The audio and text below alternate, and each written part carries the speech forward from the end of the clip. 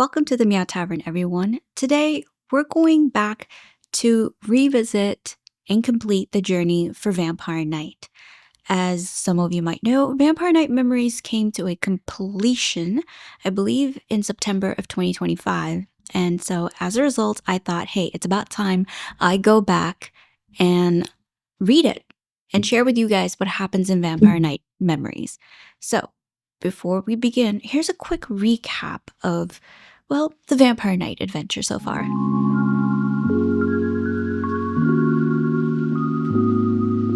Previously on Vampire Knight, Yuki Cross, Zero Kiryu, and Kaname Kuran attended the prestigious Cross Academy, which divided students into either day class for humans or night class for vampires.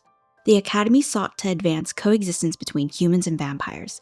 Yuki and Zero loved each other, but Yuki had to part ways with him when it was revealed that she was a pureblood vampire princess of the Kuran family.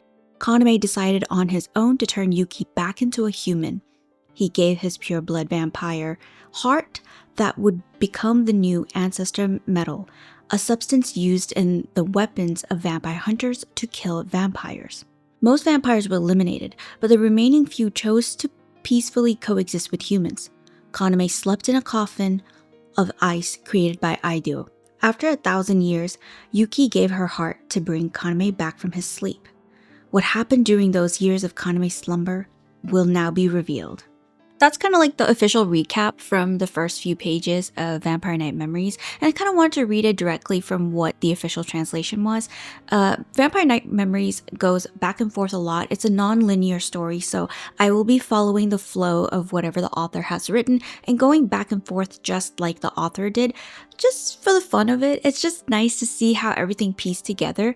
I enjoyed reading it, actually. I was not anticipating it to be as fun, but more importantly, there are certain things that I really enjoyed, and I kind of wish that the author focused on all those things when I was first talking about Vampire Knight, and guess what? She does! Like the politics of it, vampires versus humans, like all this other stuff. And I'm kind of glad that she did, even though it's very vague, it's very like,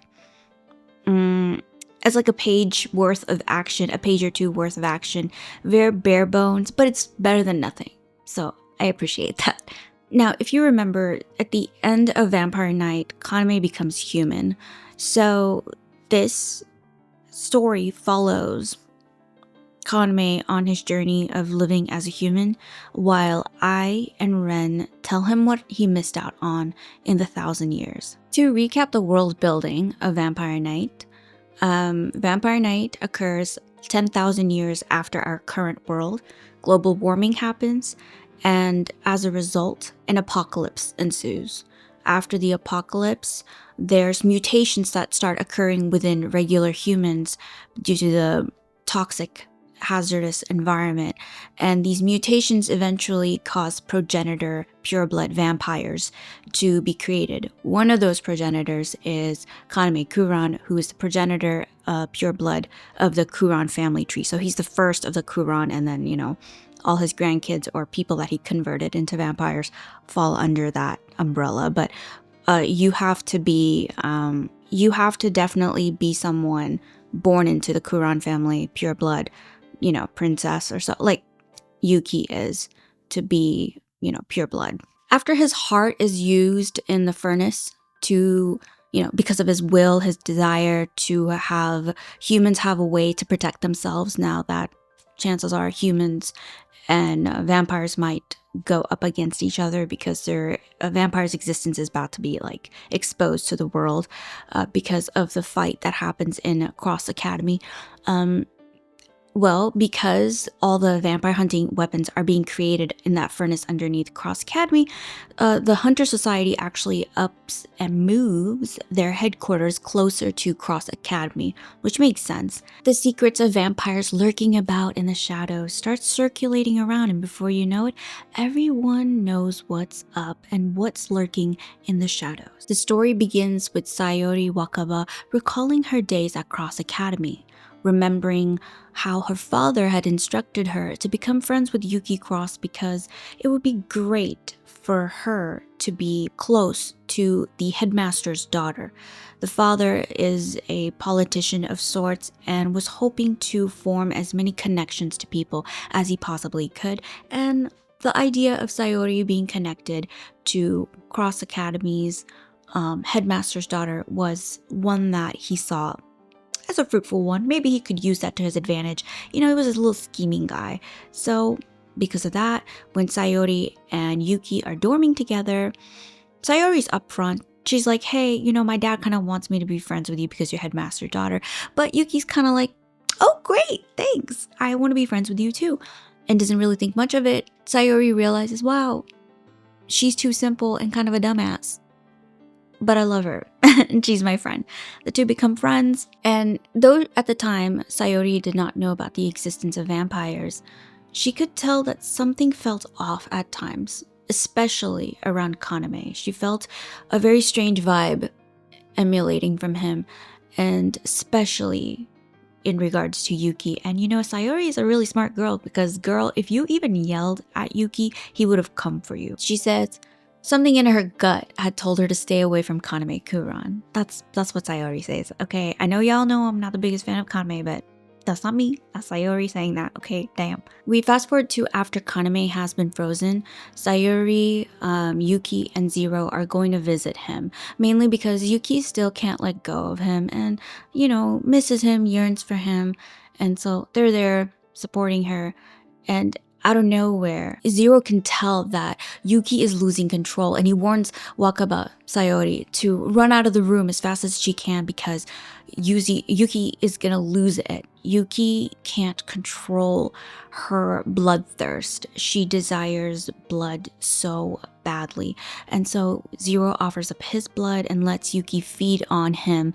And as she does, as she's feeding on him, he realizes, he just senses it. He can tell. He's like, oh my gosh, Yuki, are you a child? And yes, Yuki is pregnant with Kaname's baby. Zero reminds Yuki that, his promise and his offer stands, and that he is the only one suited to be her partner. She doesn't need to go look for anyone else to cry on and lean on. He will take care of her. Soon after, Yuki and Zero leave Cross Academy. At a later date at Ruka's summer house, everyone's kind of gathered there. They're reminiscing about the good old days, Cross Academy, this and that. And they're all talking about, well, Yuki's pregnancy. And I believe Ruka is the one that mentions that a vampire pregnancy can last from 2 to 5 years. Crazy. I just combined the word girl and crazy together. That's crazy. Yeah, 2 to 5 years. That sounds horrible. But guess what? Time has passed by, and Yuki shows up, and so does Zero. Right when Hanabusa was insulting Zero too. But she's back, and she's just given birth to a beautiful baby girl who is known as Ai. And everyone just oogles around her because they're like, oh my god, she's so cute. And it's adorable. I would say from here there's like a time skip to 50-ish years passing. The time skip and stuff isn't really that important because we're gonna go back, but it's around 50-ish years. And at this point, an old Wakaba is kind of scolding Zero about not getting married to Yuki. She's kind of upset that he hasn't locked it down. She's like, you gotta, dog, I'm old. When are y'all getting married? I want to see you guys married before I pass away, type thing. And she's just kind of saying anything at this point to kind of get Zero to take action, because she's like, what if another man comes and steals Yuki from you? What are you gonna do then, huh? She's like, hey, next time you and I talk, I better be getting that wedding invitation. But alas, unfortunately, Wakaba dies. The next time they meet is at her funeral. It's pretty sad. Wakaba had gotten married to Hanabusa Aido and had children with him, and she had refused to become a vampire. They actually, in some other volumes, they argue about it because Sayori really wants Hanabusa to just love her as a human and to appreciate humans for the short lifespans that they have and all this other stuff. And he, their moments are the best part, by the way. For me personally, I loved reading Hanabusa and Sayori moments. Oh my gosh, my favorite. Very heartwarming. It's like very short. It's like bite size, but it's the perfect type of bite size romance that it's like beautiful. I love it. I want more. But unfortunately, there's not enough. But sorry, just my personal appreciation of those two. Hanabusa kind of around this time beats himself up for not completing his research. If you remember, he was and is conducting research to turn vampires into humans. So he's kind of mad that he wasn't able to complete his research, because if he was, then he would be able to grow old with Wakaba, which obviously was not the case. And he's taking it hard. As he's mourning, two girls walk up to Yuki and they say that they'll be friends with Yuki, and they're actually Wakaba's granddaughters, and they had promised their grandma that they would be Yuki's friends because they know Yuki's a little crybaby. On the walk back home from the funeral, Yuki continues weeping for her friend. It's emotional. The two of them exchange words and conversations. They start talking about their regrets, and then Zero expresses his regret. His biggest regret was not making Yuki stay once he knew that she was a pureblood vampire.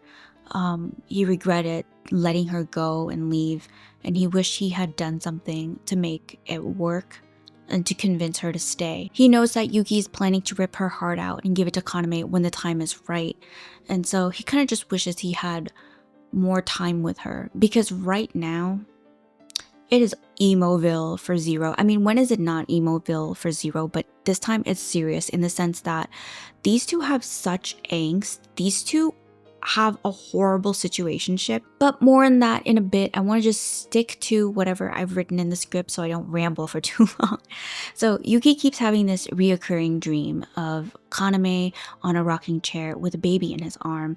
And she just wants to make that a reality. She wants to see that peaceful happiness, and she wants Kaname to be able to live as a human. She strongly wants to make that happen. And then, Zero's next to her and he's like, yeah, that'll happen, chillax. So flashback, Zero and Yuki return home, and Hanabusa had been babysitting Ai. And she's kind of questioning Hanabusa, stuff like, do you have feelings for Sayori? And he kind of blushes. He at this point hasn't really expressed his romantic confession and feelings for Sayori. He ends up getting really frustrated. He's tired of getting interrogated by this child. And he's like, you know what? Your mom and dad are here. Here you go. I'm leaving. Bye. No more interrogation. And so Zero picks her up. She hugs him happily, calling him daddy, and he's like, I'm not your father. And she's like, yeah, you are. You're my daddy too. And, he's like, no, your father is that man in the block of ice. But she's like, nope, you're my daddy too. And I mean, he is her father, but I think the reason why Zero does that a lot is so that, I doesn't replace Kaname entirely with Zero. So that's why he keeps doing that, but it kind of backfires. Hanabusa, before leaving, responds to Ai that he does have feelings for Sayori, and he likes her. He begins thinking about how these feelings for Sayori had developed, right? How it all started and how she had assisted him with his research, right? She was there as like a research assistant, and the more time they spent together at his work and her working there with him, the more he grew fond of her, the more he found her charming. Her like blunt but very honest behavior towards him. She wasn't like a Hanabusa fangirl, and so she wasn't like drooling over him, and she was just really blunt and just no filter with him, and he really liked that about her. And as time went by, not to mention a lot of comedic moments between the two, he really, really grew to like her.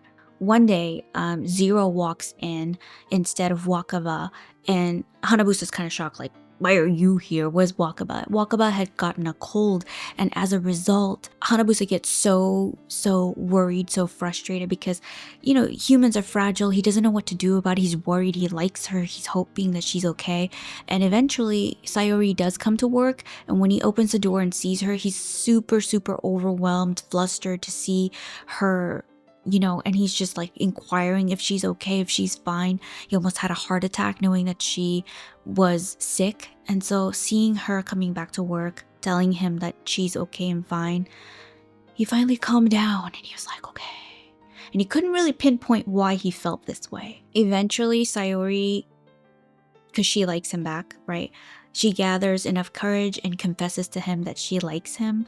And he kind of pretends like, I don't freaking care. I got all this research to do. I'm busy with my research. But he likes her back and he is like, yes, too. I mean, eventually he does let her know that he's interested in her too.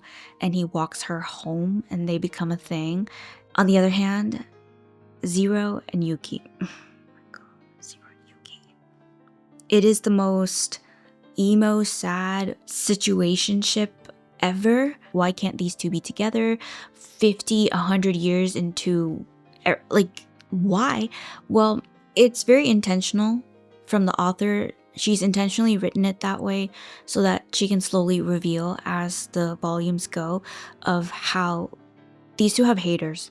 These two have a lot of haters. There are pureblood vampires that and even regular aristocrat vampires that send out assassins to kill Zero because they don't like the idea of their pureblood queen, Kuran queen, being tainted and smeared and mixed with Zero. So they have actual haters who send assassins and do everything and anything to keep the two of them separate. And since Yuki and her friends and everybody is trying to create a peaceful existence between humans and vampires, they kind of have to put off their relationship. They can't be together. They have to, for the sake of maintaining some peace, they have to stay apart. Zero's co-workers, the vampire society people, also are kind of like, hey, we don't like the idea of our future president slash acting president being married to a pureblood vampire. I mean, we kill her kind on the daily. It just doesn't feel right. So there's a lot of tension. Their relationship has become very political all of a sudden. So that's the biggest reason why these two are in the worst situationship. They don't even show affection out in public. The most that they can do is hold hands when they sit at a bench that is the least monitored around Cross Academy. But like I was saying, Hanabusa is really attracted to Sayori and he can't really figure out at first why. She's not a pureblood, she's a human, so why is it that when she accidentally hurts herself and is bleeding, he can't help himself but want her blood? He thirsts for her blood. And the last time he felt this way, this feeling, was a vague version of what he's experiencing now. But it was in regards to Yuki Cross, back in Cross Academy. He felt this way towards her. He couldn't pinpoint it back then, but now he realizes that maybe he had a faint crush on Yuki Cross. As I said, he tries to fight his feelings for Sayori, but one night he gives in and he walks her home, and the rest is history. Well, for now it's history. We'll circle back to these two a little later, but they do have a little baby boy named Seiya later. So the two girls, Ai and Ren, recap the lives of everyone to Kaname after, he wakes up as a human, letting him know the details of their lives, what they all were doing.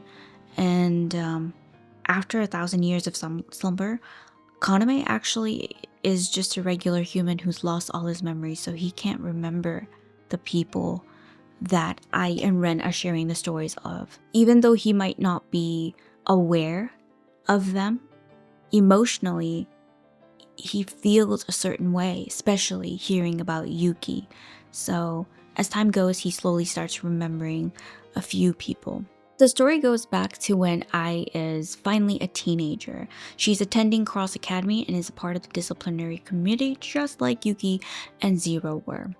She sneaks up on her parents sitting at a bench and is completely bummed out at the lack of romance from the two of them and is just frustrated, demanding for both of them to give her a little baby sister. But immediately she senses an intruder and goes to investigate, running up the tower to find Ruka using her binoculars to spy on Yuki and Zero. Super proud of the fact that she was able to shuffle around their schedules perfectly to be able to make enough time for these two to have their little romantic moment together. Ruka gets a little bit too invested, so Akatsuki comes and steals her binoculars from her. Ruka might not have realized it, but Zero and Yuki could sense that they were being spied on by Ruka. Anyway, Ai questions Ruka why she's so invested in Yuki and Zero, but before Ruka could go on a random, well, not random, but it's related to her answer, rambling and tangent on Kaname's will and last wishes,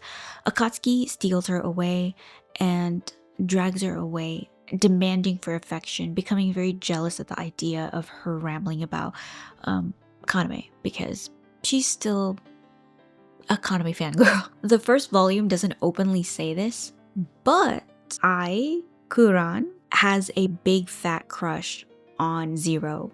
Or rather, she had a big fat crush on Zero when she was around 7 to 8 years old. It's not, I don't know what to tell you. I just wish that Vampire Knight just wouldn't do this. Can we just leave this in like a corner and not touch it? Also, there is some, in later chapters, some sibling Yuri bait, but we pretend we do not see. The last chapter of volume 1 begins with actually Zero's death. Yuki is kind of frustrated, putting her arms around Zero at the fact that he had kind of sacrificed himself for a random child. As he's bleeding out, he kisses Yuki one last time, quickly turning into dust as Yuki clings onto his remaining particles. This kind of connects back to later volumes and towards the end of the story. So Ai, Ren, and Kaname start living together. The siblings cook for him, and he gets a little bit emotional seeing them, because he knows that they both are, he calls them his daughters, which is adorable, and he embraces them for a hug. Zero and I had an exchange diary where I would often spill the beans to him about Yuki visiting Kaname while he was frozen, saying how mommy maybe is feeling lonely, encouraging Zero to maybe win her over. On his way to the lecture at university, because this is back when they were in their university days, Zero runs into Sayori, and Sayori lets Zero know that she has always and always will support Yuki and him in their relationship, because around this time, after his lecture, Zero gets attacked. An assassin tries to attack him, and Yuki with her familiar, because she has a butterfly as a familiar, is able to see what happened and is kind of frustrated and tries to distance herself as much as she can from Zero so that he doesn't get hurt. She starts doing the same thing she did back in Vampire Knight, where she was trying to create distance between the two of them because she didn't want Zero to get hurt. And so she just tries being cold with him, but it doesn't really work that much this time because Zero can see through, her act. So there is other conflicts happening around this time. Around this time, regular folks now know about the existence of vampires, and as a result, it causes some chaos, okay? It causes some chaos. People are scared, they're worried, they're panicking, and in some cases, anti-vampire organizations start stemming. More hunters independent from the Hunters Association and society start showing up, just doing their own thing, killing vampires nilly-willy. Not everyone wants to be peaceful and coexist with vampires. And not to mention Rima and Shiki, who were both models, and Rima wanted to be an actress. They both get found out as being vampires, and Rima obviously can't become an actress anymore. They actually get chased around before the police come and arrest the people that were chasing them. There's just growing tension between the two societies, and there's just is just adding to the tension of why Yuki and Zero can't be together. It's like a really bad time for them to be in a relationship. So they kind of have to wait till all their haters are dead. And now we can go to the part where I is 8. And she has feelings for Zero.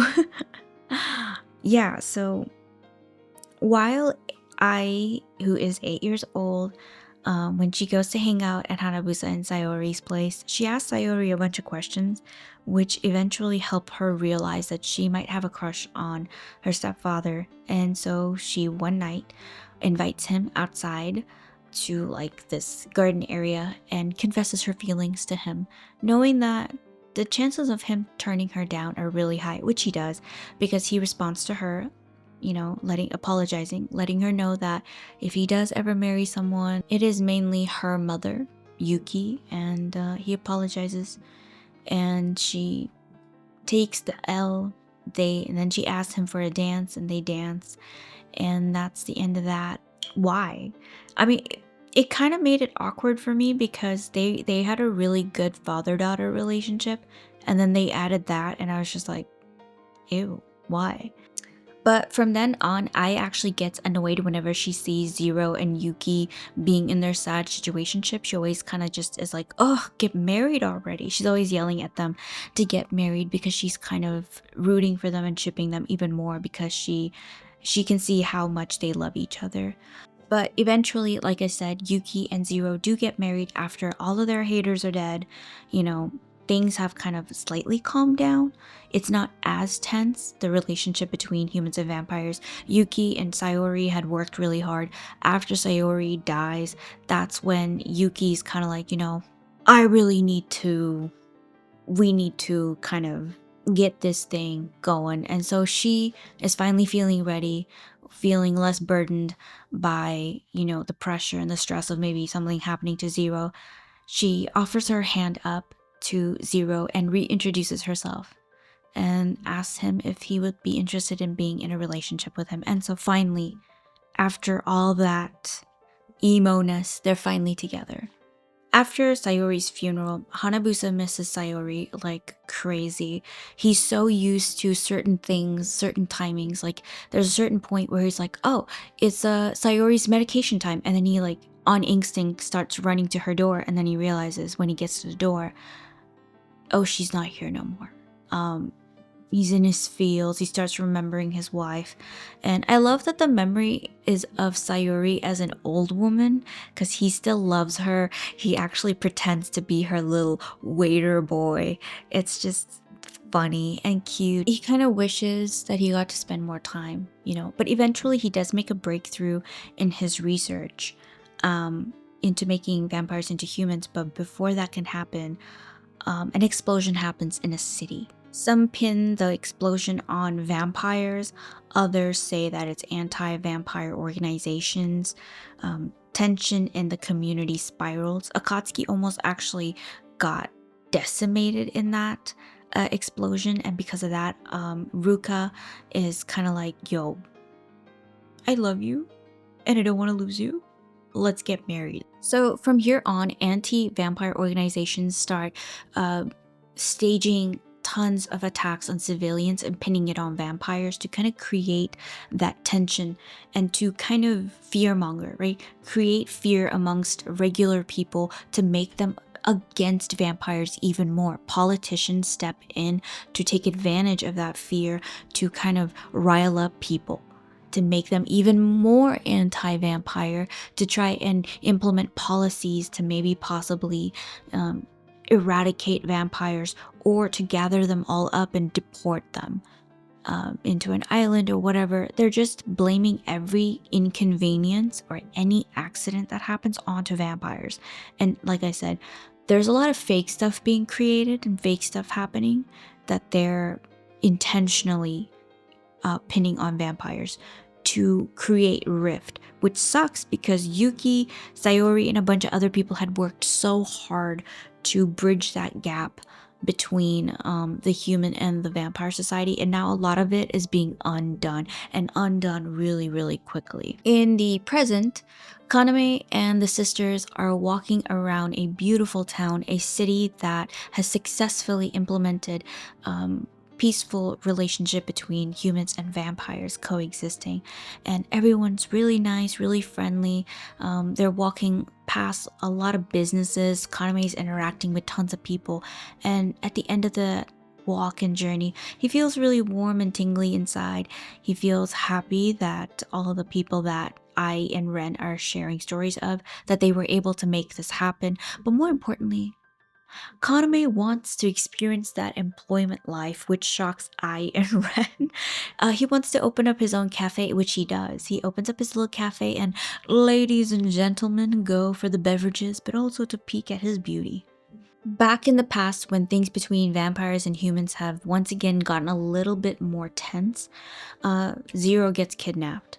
Yuki uses her familiars and the help of others like Akatsuki, and whatnot. Maria Kurenai gets reintroduced, to help find. She asked them for help to find, Zero, to track him down, where he is, what's going on.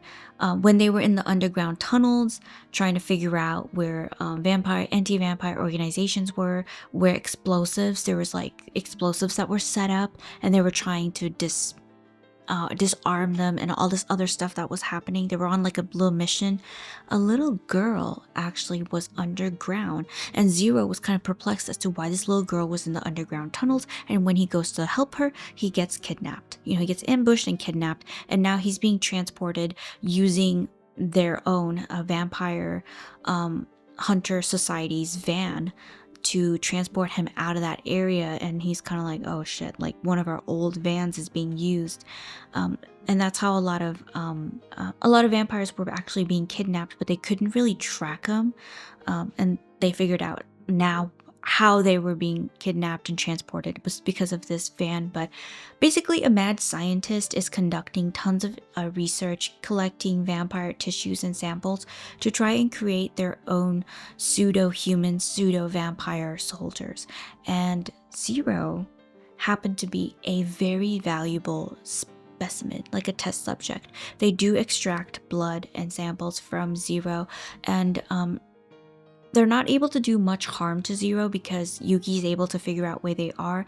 And while Yuki distracts the soldiers and the scientist, Zero breaks free, right?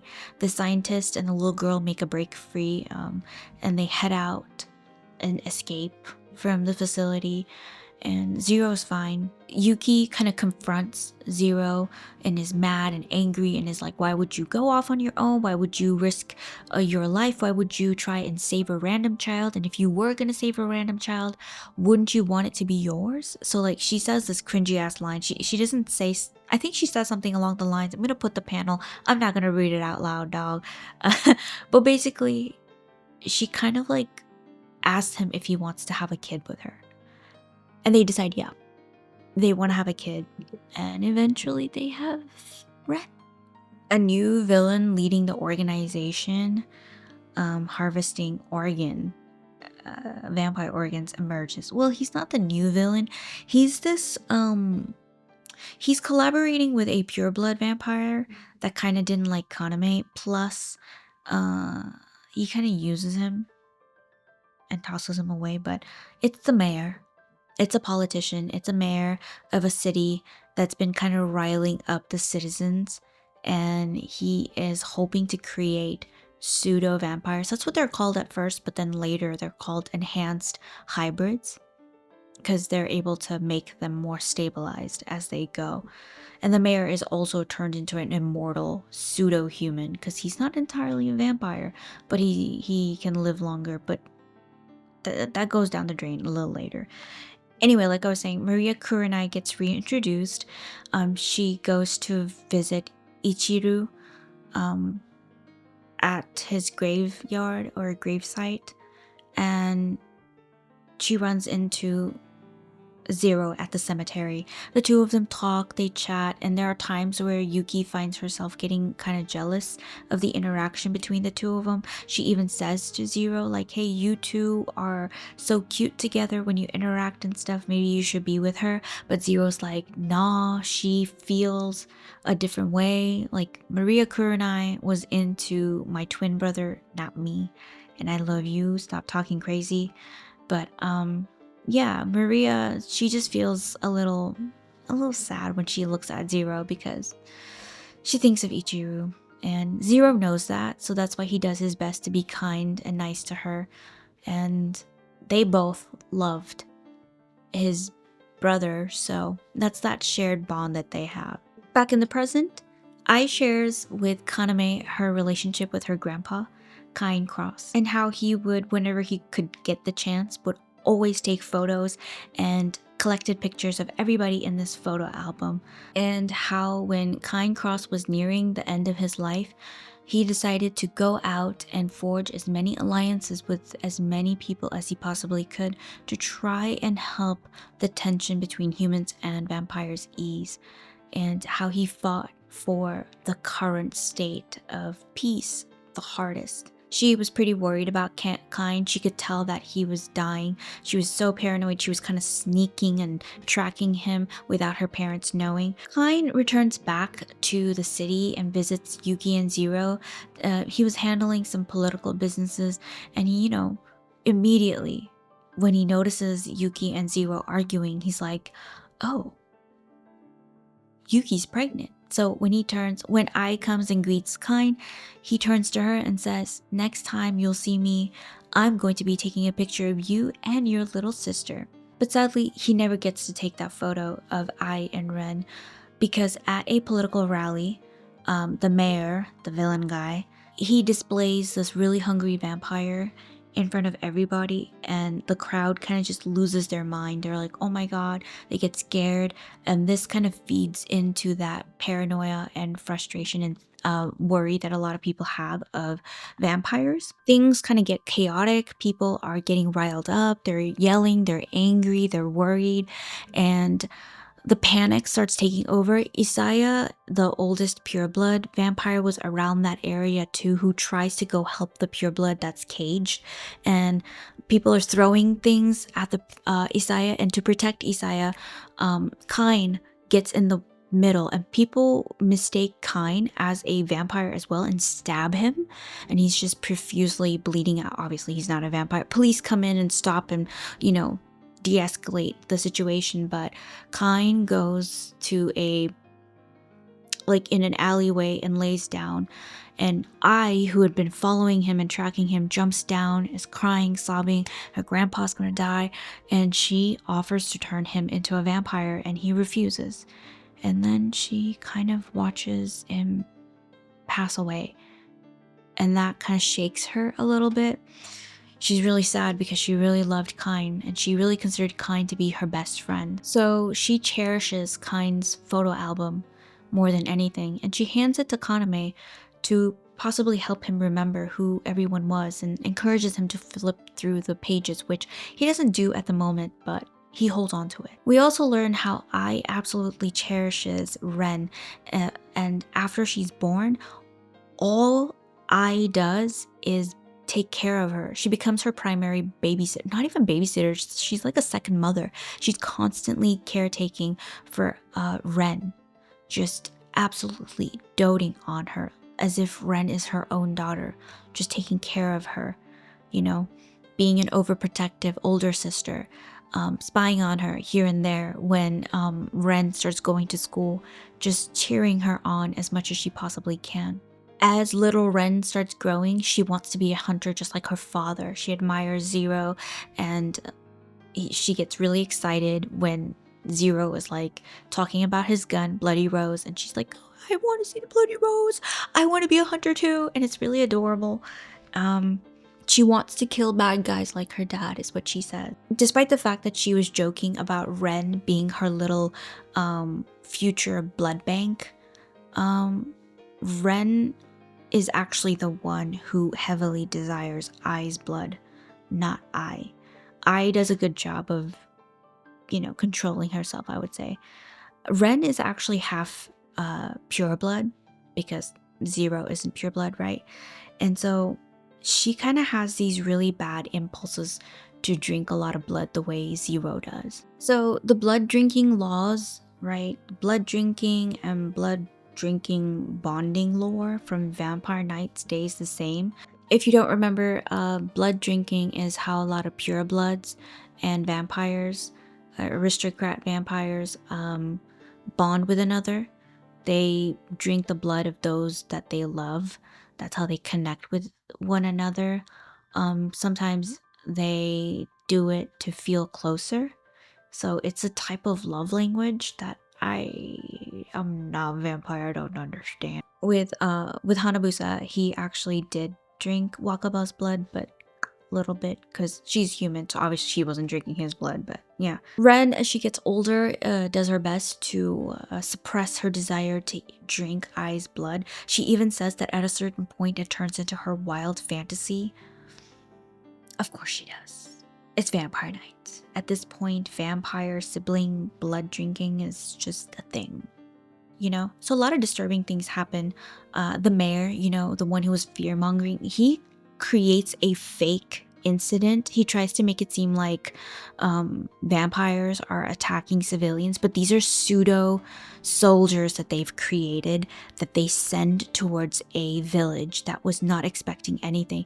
Luckily, Rima and Chiki are there and they do their best to try and defend as many villagers as they possibly can, but obviously they're not able to help and save a lot of them. A lot of villagers do die, and as a result, the mayor is able to use that incident to really shake up things and really turn people heavily anti-vampire. This is like the Dark Ages. This is where a lot of Dark Ages stuff start happening, where a lot of people turn against vampires, and vampires don't really know what to do because Yuki really doesn't want to turn anti-human. And they're like, Yuki used to be a human. She was a human for a hot minute. She's betraying us. And so, to alleviate the tension between vampires and humans, and to kind of like make things a lot easier to do things from the shadows, Yuki takes on the role of what Kaname did in Vampire Knight and becomes the villain. So Yuki is pretending to be the bad guy and has Ai accuse her of betraying the Kuran family and leading them astray and using Kaname's word and name to betray all vampires and stuff. And everybody's just like, oh my god, I knew it. And Yuki then disappears, vanishes, turns into her familiars, her butterflies, and with Zero becomes a fugitive, and the two are on a run slowly underground, creating their own resistance army against like the anti-vampire stuff. Basically, vampires are being hunted like crazy. They have to go underground hardcore. The mayor ends up taking over, and it gets so hardcore that he turns regular civilians into slaves. It gets pretty bad. So he started off very anti-vampire, but then he turned into a dictator. He turns into an emperor.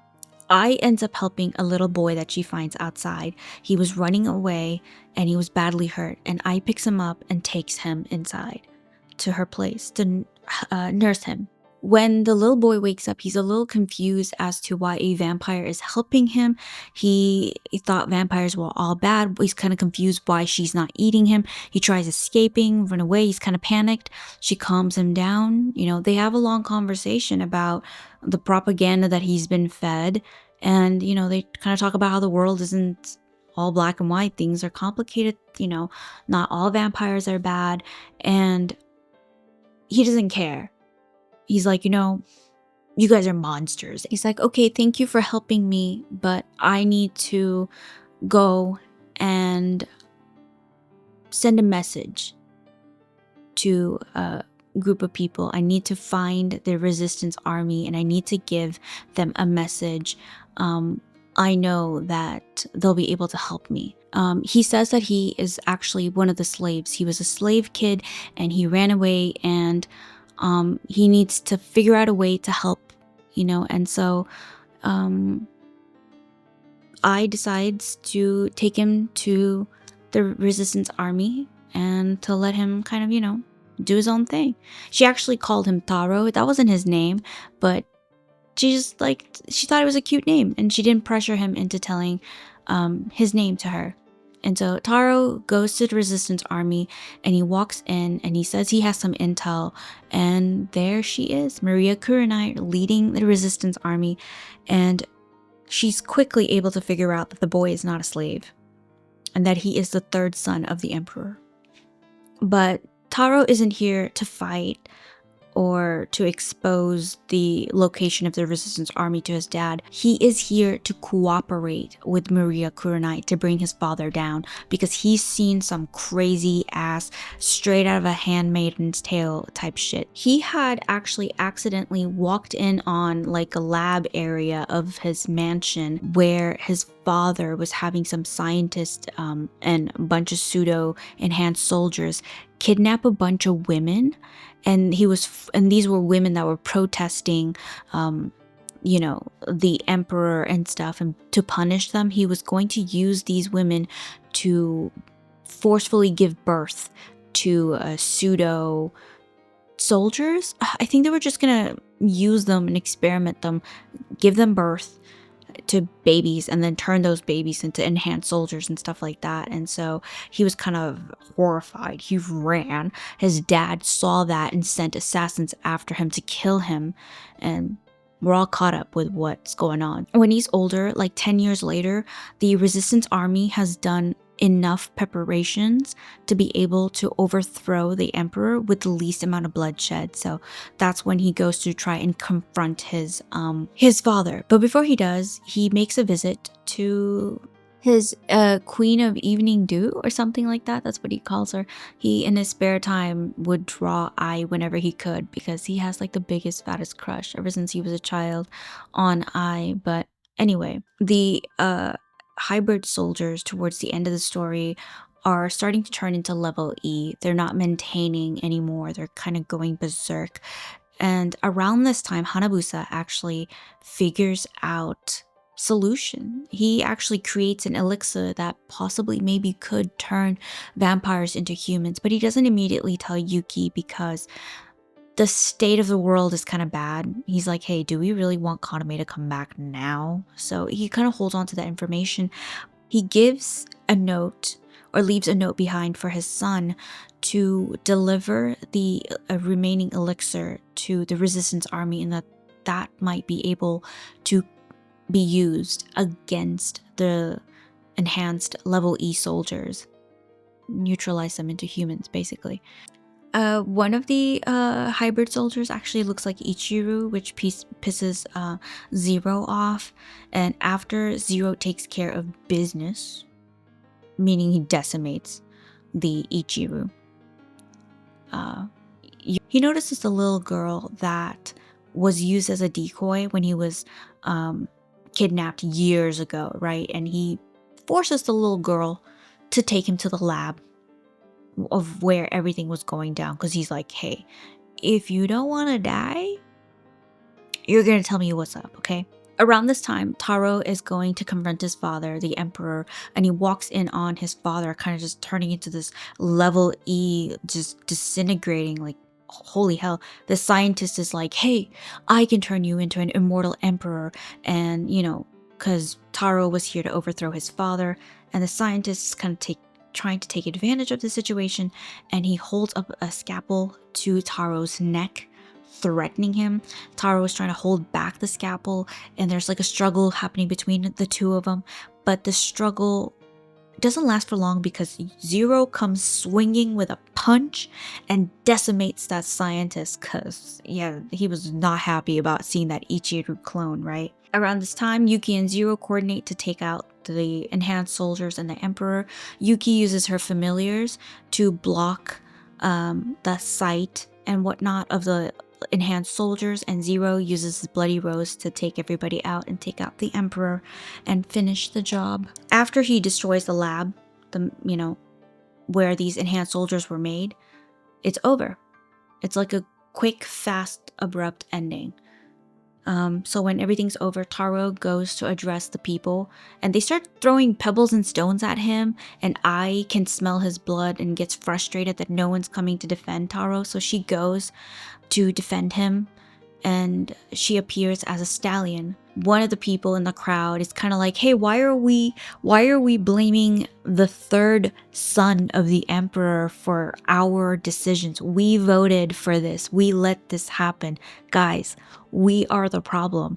And then they all kind of simmer down and are like, yeah. And I'm like, dog, the third son wasn't even born when you guys all did this. The fuck? Y'all really blaming a fucking 20-year-old or something for something you guys did?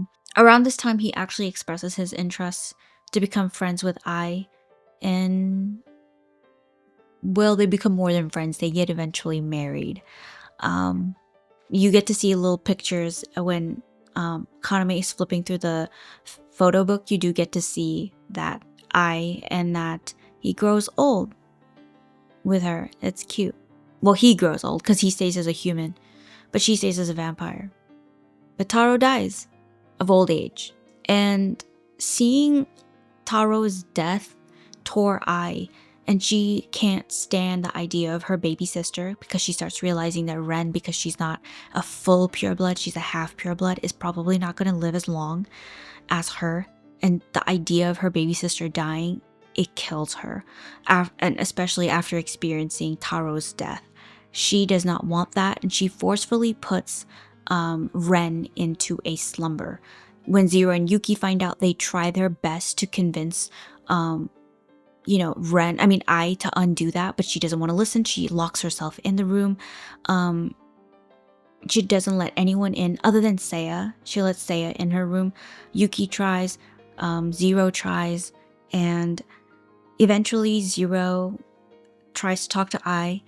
He hands her a folder, and in that folder are these illustrations that Taro had drawn of her, and she breaks down crying, right? She breaks down crying, and Zero's like, hey, if you know that you guys don't have a lot of time and that your sister is gonna die, do you really want to not spend time with her, or do you want to just keep her in a slumber? You're gonna cut your time together in half. That's not what he says, but that's me hyper paraphrasing, because the way some of the dialogue is translated, it's poetic, it's beautiful, but they don't get to the point. But that's what he's trying to say. He's like, hey, spend the time with her instead of putting her in a slumber. And she's like, say less, and she runs and undoes what she does. She takes Ren out of the slumber and hugs her. The two of them bond and stuff. Now that the emperor has been taken down, things have calmed down, no enhanced soldiers, Hanabusa finally tells Yuki about the elixir, and a lot of people start either slowly. So at first, the elixir is used as a punishment bullets. They use it as bullets by the Hunter Society. Anytime anyone's committing crimes against humans, they would use the elixir. They turned it into bullets, and that was the punishment, turning them into humans. But as time went by, more and more people, regular vampires that were not committing crimes, started approaching Hanabusa and everybody that did research and has the elixir to just turn them into humans. They just wanted to live like regular humans. But that didn't happen immediately.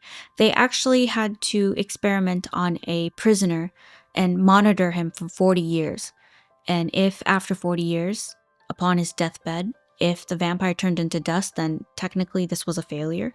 But since he didn't turn into dust, it was a success. And then after that, all that stuff happened. But because there were less vampires, and because the hunters' weapons were kind of not needed, they started collecting them.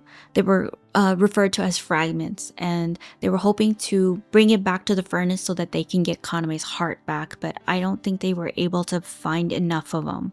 It wasn't enough. So the way Zero dies is kind of quick and fast, but basically he went to save Yaguri's apprentice or someone close to Yaguri, I can't remember. And in trying to protect that child, a vampire, he gets into a duel with this vampire, and he gets really badly injured, And around this time, I think Yuki is surrounded outside by vampires that are very against turning into humans. By the time he reaches and gets to Yuki, his injuries are already super bad, and that's how he dies in her arms. That beginning part that I explained. It's very rushed for one big reason. Well, I said that's two, but one reason and the only reason is the author, someone in her family had a chronic illness and died, and that's like a huge editor's note in volume 11. The entirety of volume 11 is really rushed because the author probably didn't want to write. Someone in their family died and they were probably grieving, and so it was probably really rough for the author to finish everything. Even the line art is messy. You can tell that the author wasn't ready to write the final volume, but I think they had to meet a deadline. Basically, in volume 11, Kaname finally opens up the photo album and he slowly flips through it, recognizing only I, Ren, Zero, and Yuki, and maybe Ichijo. So Ichijo had a couple of times, he looks like an old man now, he had a couple of times visited Kaname's cafe, so he kind of got that vibe, like, I think I know this guy. But yeah, he kind of has the girls guide him to where Yuki's body is, because he can tell that his heart is not his heart and that it's Yuki's heart. And so he turns back into a vampire, I believe, and he takes his heart, or rather Yuki's heart, and gives it back to Yuki, and she temporarily appears as herself. They embrace, they're able to share a moment together before she poofs into a little baby. And the final panel is Kaname on that rocking chair with a baby, which is baby Yuki. And there's another like picture in that panel far off to the right, and that's the rocking chair empty and the dust. So there's two options of an ending. The first one is Kaname raises baby Yuki as a human, or two, and I think that one is more likely depending on what was happening in the author's life, both Kaname and Yuki die. But that is basically everything that happens in Vampire Knight Memories. There are 11 volumes. There's a lot of fun little chapters. It's been a while since I've done a really long video like this. We are going to be entering maybe, possibly, a vampire era. I might be talking about stuff like Hellsing, Trinity Blood, but we'll see. Thanks for watching, and I'll see you in my next video. Bye bye.